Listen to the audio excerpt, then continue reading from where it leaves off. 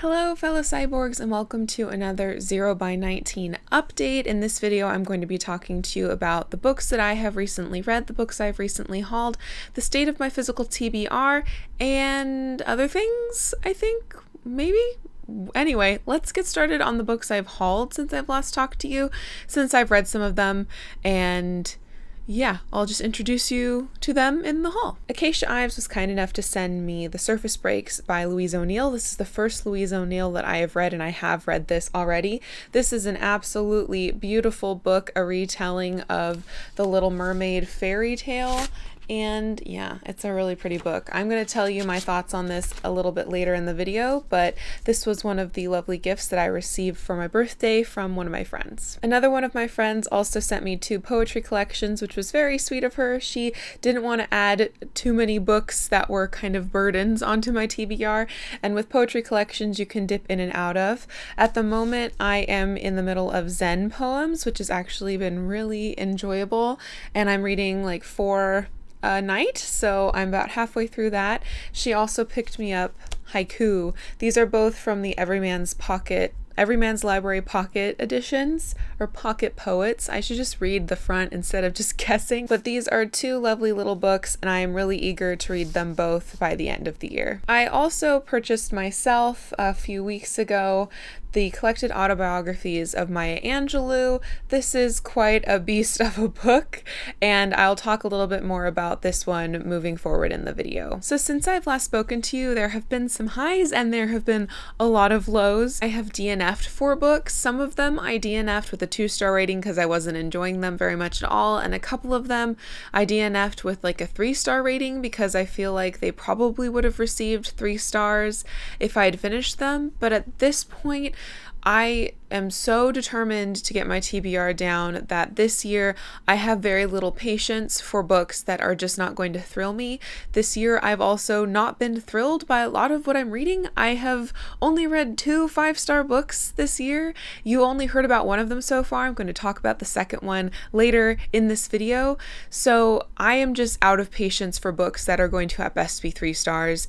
I think a different year, a different place in my reading, I probably would have finished some of those books and enjoyed them a little bit more, but right now I just don't have the patience. So I'm not going to talk about these books. I'm going to, however, start with talking about the books that I have read with the 2-star book that I finished, and then work my way up to that 5-star. Wet Magic by E. Nesbit is that 2-star read, and this is, I think, the book that I've had on my physical TBR the longest. To my recollection, I purchased this book when I was 13 upon a friend's recommendation when I was still super into mermaids, and I haven't read it since. It's been on my shelves for 15 years now. I didn't enjoy this very much. So the main reasons were that for being a mermaid book, which is how it was, you know, sold to me, I guess you could say, there are actually very few mermaids in this. In fact, the underwater mer kingdom is in an air bubble, and they take off their tails and walk around on 2 legs in this air bubble, and what? So frustrating. I'm so glad I didn't read this as a 13-year-old because, number 1, I probably wouldn't have even made it to that part in the book because there's a pretty long preamble before you even see a mermaid in this book. And number 2, I would have just rage quit on mermaids without tails because them having a tail is the most important thing as far as my mermaid lore goes. There are also, you know, ye olde gender roles that are upheld in here to a really annoying extent.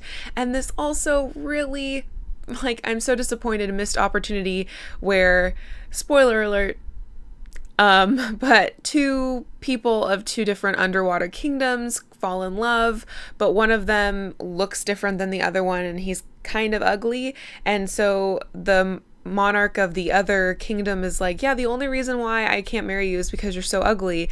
And instead of it being like a lesson in, you know, don't judge people by what they look like and you gotta love the person for the inside. No, he's like, well, good news, because this is just a mask. I'm actually really hot underneath, so now we can get married. And it was just like, no. So 2 stars, not my fave. Not the worst children's book. There are some things in here I liked, but no. I listened to the audiobook of Thrawn by Timothy Zahn. This is a Star Wars novel. This is one of their new Star Wars novels. I don't like those as much as the old ones. This is a prequel. Grand Admiral Thrawn is a super awesome villain that Timothy Zahn has written about in the Thrawn trilogy and the Hand of Thrawn duology, which I really enjoyed those books. This is a prequel explaining how he came to be a Grand Admiral or attached to the Empire. I gave this 3 stars simply because it wasn't as bad as Bloodline, which is another Star Wars novel that has disappointed me this year. But this, Thrawn is very much a Gary Stu. If he wasn't a part of the Empire, you'd almost think that he was like a kind, compassionate person. And from what I remember reading about him as a Grand Admiral, he is ruthless, merciless, and like an evil Vulcan, you know? Like he uses his reason to just destroy peoples. So my thought of Thrawn and then this matching up together, and then it just wasn't my jam, but it didn't suck, but I also didn't like super pay attention to it because it was an audiobook and I wasn't caring that much. So I have very ambiguous feelings about Thrawn, but they're not super positive. It's either like it was fine or like it was fine. So 3 stars for now. Maybe I'll read it in the future, but I doubt I'm going to continue on with these. I'd just rather reread the Thrawn books that I know and love. As previously briefly mentioned, I did read The Surface Breaks by Louise O'Neill. I gave this 3 out of 5 stars as well, though again it is kind of a low 3 out of 5 stars. This is a retelling of The Little Mermaid, and I really liked some of the horrific elements that were added in here, and I liked how the Mer Kingdom wasn't this perfect place and how sexism was really demonstrated and how that becomes just like a part of society and how it becomes indoctrinated in the men and women of the society. However, my main problem with this is that as much as I think that the feminist ideas in here are super duper important, I feel like they were shouted at the reader. They weren't subtle at all, especially toward the end. And I would really like your opinion in the comment section on this. Do you think that in YA fiction, because this is YA, messages that are important, like messages about racism and sexism and how wrong those things are, should they be super obvious and in your face so that the reader doesn't at all miss it and the reader can start learning these new thoughts? Or should we maybe accept subtle messages in YA as well and not assume that the readers are idiots and can't pick up on subtext? For me as an adult, I found that this book was shouting at me things that I believe, but it was just like, please stop shouting at me about it. And I really think this would have benefited from a lot more subtlety in its messages of feminism. Also, the end has like very little resolution. It's like climax and done. And I don't know about you, but I personally love a, wandering resolution where I truly get to just take my time to step out of a world, and this book did not give me that sort of ending. The ending, apart from being just abrupt, also left me with many hanging questions, and I would have loved to explore the Rusalkas more, but I wasn't given the opportunity. And is the Mer Kingdom going to change now? How is that actually going to come about? I don't know. So yeah, it was fine. It was fine. I liked the horrific elements that came in with the fairy tale. I liked the Rusalkas, but yeah, not subtle. And where was the ending? I picked up this novella that I've had for a couple years. This is Patron by Teresa Kishkin. This is a Canadian novella from Mother Tongue Publishing that I've had for ages. This is about a woman with Romani, or they call it Roma in here, heritage, and she ends up traveling from Canada into Eastern Europe to discover that heritage and learn a little bit more, and it all centers around this quilt. I enjoyed the first half of this a lot more than the second half. I thought that the second half had a really kind of like abrupt and not particularly creative like swing of events toward the end. I don't want to give it away necessarily, but I just felt it was unnecessary. I however, really liked the time period. This is set like in the late 1970s, and it was just so fun to imagine myself back where there were typewriters and no cell phones, and everybody was wearing like these fun sweaters and big glasses, and it was just kind of, it felt a little bit more peaceful than the contemporary life. So I liked that, and I also thought that, you know, there were some themes in here about discovering your peoples and the quilt, and also an antique bookshop. There were a lot of little things in here that I really enjoyed, but the ending, like I said, it just kind of didn't match for me in my enjoyment level as the first half. But I'm going to keep this on my shelves, and I think I'll enjoy rereading it in the future. And this book definitely makes me want to read more about the Romani people. It's on my to-do list. It has been for years, so maybe sometime next year when my TBR is down, I can actually do that. I also read Stay With Me by Ayobami Adebayo, and this was Kindly Give It To Me by Acacia Ives. This is apparently a booktube darling right now, which I'm kind of unaware of, and knowing that, I was a little bit like, I don't know if I want to read this. But, you know, Acacia said that she really enjoyed it and she passed it my way, so I said I would give it a try. This really surprised me at how much I enjoyed it, and I ended up giving it 4 stars. I was under the impression that this was about a failing relationship, but it ends up being about a lot more than that. It ends up being about family secrets and what makes a family, and parenthood and grief and loss and evolving peoples as you age together in a relationship. This was a lot more complex than I originally thought it was going to be. I think Adebayo took her time and treated all of those things with enough attention. I didn't feel like any thread was necessarily dropped. I also liked the structure and how we would get this like bomb of a wait, what? And then we would have to wait a couple chapters to get a true explanation of it. I felt that it kind of propelled the novel forward, and it made it feel a little bit like a mystery at some time. So yeah, if you have recently been intrigued by Stay With Me, then I highly recommend you pick it up and give it a try. I'm certainly glad I did. Speaking of Acacia, she and I buddy read I Know Why the Caged Bird Sings by Maya Angelou. This is an autobiography that Maya Angelou wrote in the late 60s, I believe, about her childhood in the early 1900s, growing up in the South and then kind of moving around to California and St. Louis. This is a classic book, and especially in Black literature, and I was very intimidated by it,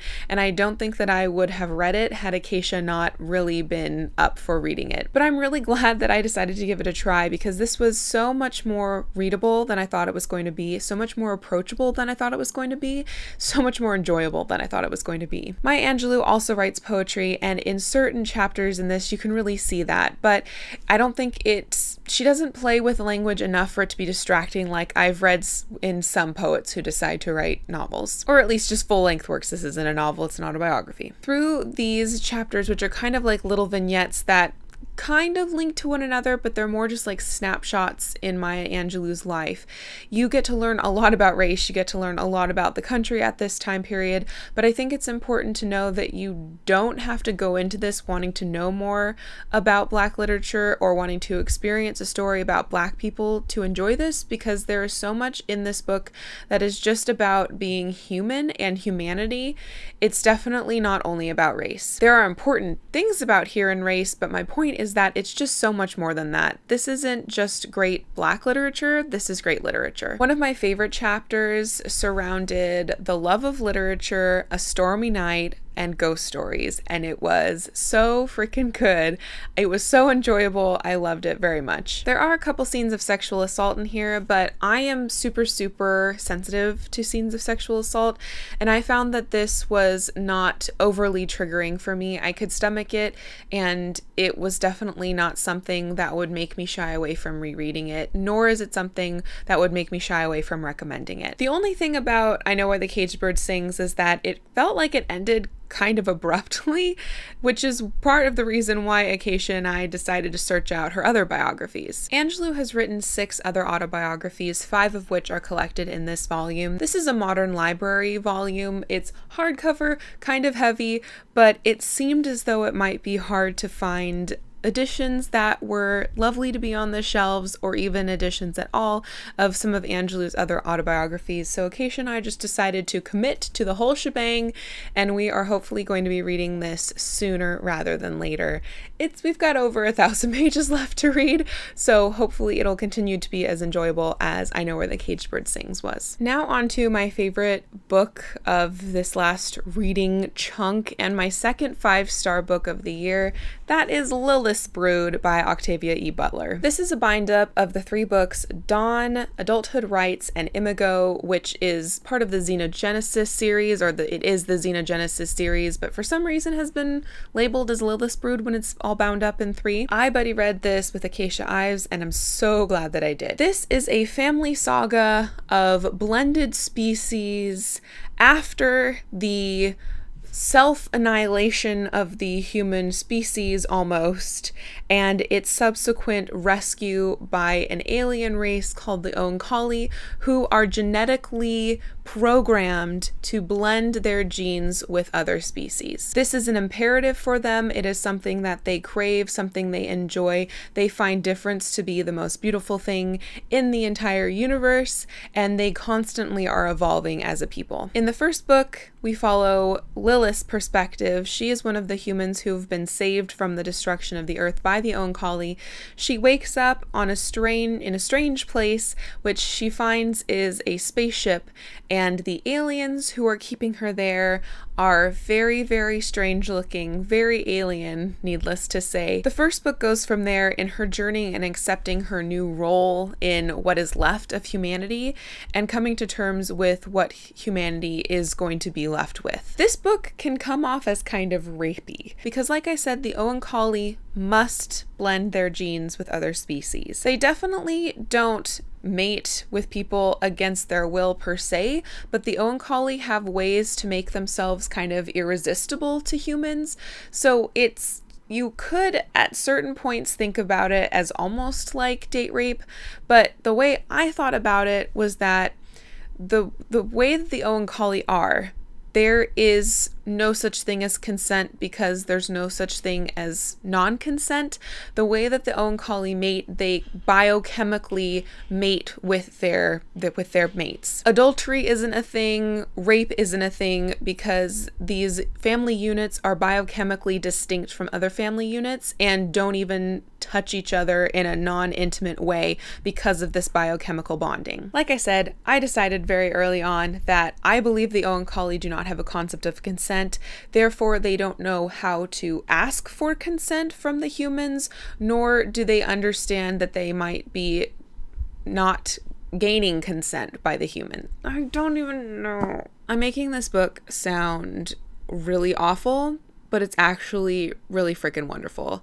This book explores what it means to be human. It explores the psychology, the different ways that people can react in this pretty traumatic sort of scenario of we just blew ourselves up and now we are under the control of aliens who mean us really well. Like, they care about us at a visceral level, but they're also controlling the fate of the human population, of the human species, and what will humanity look like? Is it important that we remain genetically pure? Is that what makes us human?